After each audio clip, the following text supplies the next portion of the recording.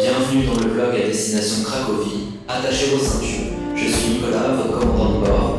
Installez-vous confortablement, likez, partagez, abonnez-vous. Je vous souhaite un bon voyage, bon vlog.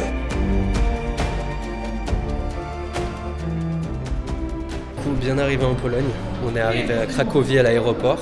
Là on va se diriger tranquillement vers l'hôtel. On s'est pris un petit taxi. Il fait -2. Franchement moi je suis bien. Je suis en mode petit pull, petit t-shirt, rien de plus. Là, je viens d'arriver à l'hôtel. On s'est un petit peu trompé au niveau des réservations. On a réservé en fait en 2026, ce qui fait qu'on a eu une nuit. Et il faut qu'on retrouve un hôtel pour les derniers jours. Mais bon, rien de bien grave. On va aller visiter un petit peu la vieille ville et on va aller manger un bout. Une fois arrivé à Cracovie, les illuminations de la grande place, la foule et les calèches me donnent l'impression de remonter dans le temps.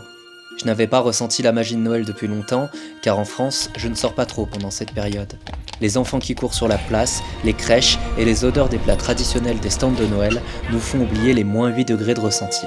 Une petite parenthèse enchantée, lumineuse, en totale contradiction avec le reste de mon voyage, basée sur la culture, le devoir de mémoire et l'histoire d'un pays tourmenté par un passé aussi riche en joie qu'en drame humain. La nourriture est réconfortante, délicieuse et fut un coup de cœur exceptionnel.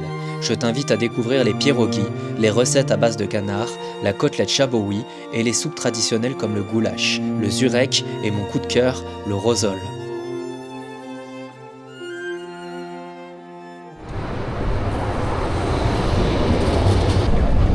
La Pologne est riche en architecture. Une ambiance mystérieuse plane dans ses rues.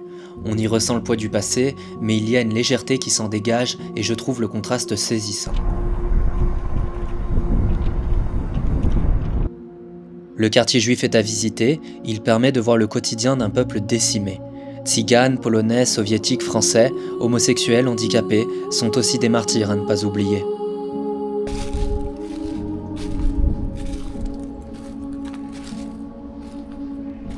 Bon là je suis actuellement dans un cimetière à Cracovie, un cimetière juif. On est en train de visiter une synagogue et voilà, franchement c'est poignant. L'histoire de ces hommes et femmes, leur destin, ont été anéantis. Par croyance, haine viscérale, et cela fait froid dans le dos. Imaginez une seconde qu'un être humain vous martyrise, vous et vos proches, pour le seul fait que vous soyez vous-même. Comme disait Victor Hugo, la haine, c'est l'hiver du cœur. Et avec mes vêtements par -17 degrés de ressenti, j'étais frigorifié. Imaginez des gens en tenue de travail par -25 degrés, entassés dans des maisons forcés à dormir à même le sol et dans des lits communs, sans hygiène, sous-nourris, me force à réaliser la chance que j'ai. La haine de l'autre, donc la haine de soi, laisse des séquelles, des cicatrices, mais aussi des messages. La cruauté n'a pas de limite, mais l'amour non plus. Et personnellement, j'ai choisi mon camp.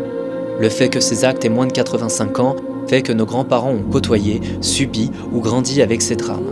Il faut donc rester humble, positif et utiliser son temps pour faire ce qui nous semble juste. Donner sans compter pour ce qui est vrai, pour nous, avec l'espoir d'un futur toujours plus joyeux, et je sais que ça sera le cas.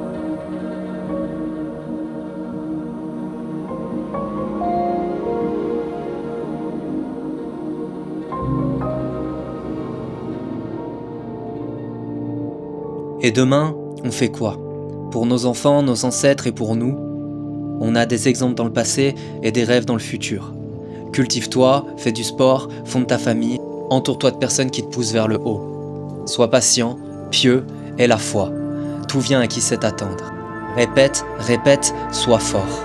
Vois ta chance et tes failles, creuse, échoue et n'oublie pas la chance que tu as. C'est ta chance. Compare-toi si tu le souhaites, mais qu'avec le toi d'hier. Le reste, c'est rarement sain.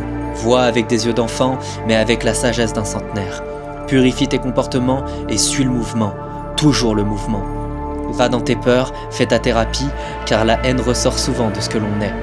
Apprends des autres, sois fiable, écoute tes ressentis, tes doutes, tes larmes, et demain, ça ira mieux. Voyage, ouvre ton cœur et rencontre l'inconnu.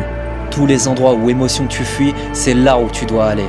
En profondeur, dans la noirceur en toi, et une fois ce chemin parcouru, tu verras que ce n'est que le début de ton histoire, de ta destinée et le récit de ta fin. Il y a de la lumière dans l'ombre et l'inverse est aussi vrai. De la vie à la mort, c'est le temps d'un regret. Donc maintenant, vis. J'espère que cette vidéo vous a plu. Je vous laisse vous abonner, liker, partager à vos proches et vous laisse sur cette citation polonaise. Qui crée dans sa vie, meurt en souriant.